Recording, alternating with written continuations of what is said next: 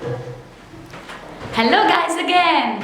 Here I am to explain you better what is the building phase of the team standards.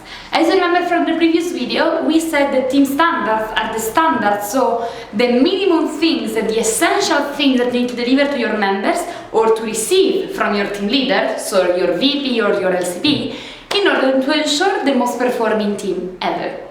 Regarding the building phase, let's go deeper into this first part. Is the introduction phase of the team creation itself, and it is split into 3 steps. But before going into details, let's try to understand why is the building phase so important. First of all, it's the setting expectation phase. It's the moment in which members understand what is expected from them. It means that it is not simply a matter of what should the members expect from the experience itself, which is also very important. Of course, if I expect that I need to do something for Isaac and then my job description is different, or in the end I'm not developing the skills that you promised me to develop and these kind of things, I will lose faith in organization. And this is obvious. But apart from that, what is setting expectation about is about what is expected from me as a member of Isaac. If you are not expecting your members to be accountable and punctual since the first meeting, if you are not expecting them to reply to your messages or to attend their activities since the beginning, they will for sure not learn it later. Expectations and first impressions matter. When are you going to deliver this building phase? You're going to start delivering it from the discovery days. You're going to have in the agenda for discovery days a lot of moments in which you can spend time with your new members and new people from your team in order to build your identity, to build your plan and these kind of things. And then in the first 10 days of the experience, right after the discovery days, you will deliver all the other standards and you will receive the other standard from your VP too. This is basically the time framework. So basically, from the second, maximum 3rd week after the discovery day, so after the starting moment of your experience with your new team, you should start the second phase of the team standard, that is the performing phase, which is actually the most important one because it's the moment in which you are going to evaluate the things, you're going to evaluate the results and understand what is working, what is not working, and finally delivering the leadership experiences. So during the building phase, you're going to do 3 steps. The first one is the team creation. Then we have the team plan and finally the individual plan. Regarding the team creation is the moment in which you're going to actually create the team, create the identity of the team. The identity is very, very important because it's the moment in which you put together all the individual aspirations, why you're doing IASEC, what is the impact that you want to do thanks to IASEC. And you create an identity that is going to motivate you for the rest of the term. This is why it's so fundamental, because the identity has the goal to make the whole team align on what you want to achieve in the end. Then there is the competencies. And for competencies, we mean all those functional and core competencies, skills that you need to have in order to perform as IASEC member, and then the team rules.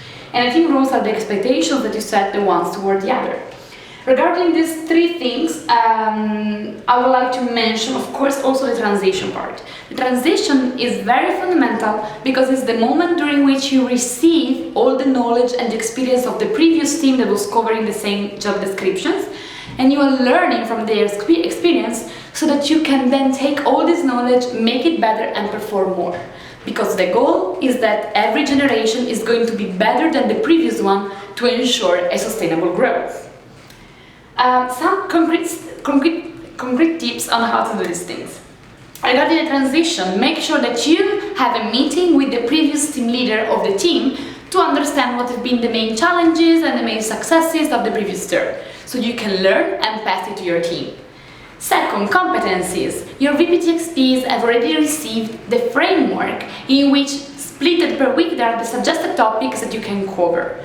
The important thing is that you fill this with the agenda of the meetings during which you are going to downscale the education to the members, and you keep track weekly if you are achieving your educational plan or not.